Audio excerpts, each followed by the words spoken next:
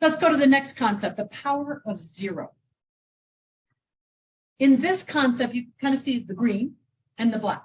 Let's do the black first. This is the market between 2000 and 2013. It was up, and then it was down just as steeply. And then it was up, and then it was down. That is called the lost decade, 2000 to 2013.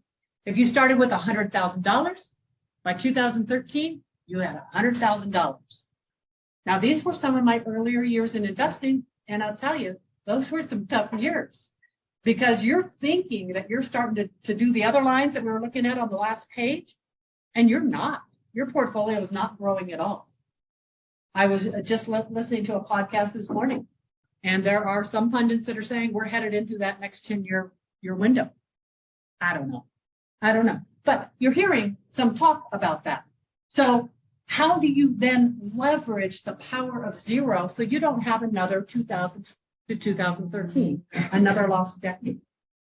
So if we take this and we start with investing just $1,000, and if you go take $1,000 and you earn 10% on it, it's a good year. You earn 10%, your 1,000 went up to 1,100. Now, if the market drops and you lose 10%, where are you sitting? You're sitting at 990, right? You're down below your 1,000. Now let's do that in another cycle. It goes up again and it drops another 10%. You're down even farther. By the time you go through 5 cycles, you're sitting here at 950. You went backwards if it just goes up and down the same amount. Okay. Now, if we instead earn 10% and then we're in an asset class that prevents losses, where we don't go backwards at all. Now, if the market tanks, you just don't get anything. You get zero, but you don't go backwards. So now you flatline for a year.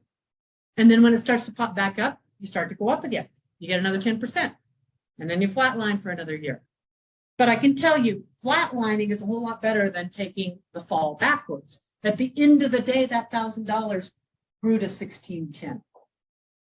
So it puts you in a whole different position on a $1,000 investment to get it protected.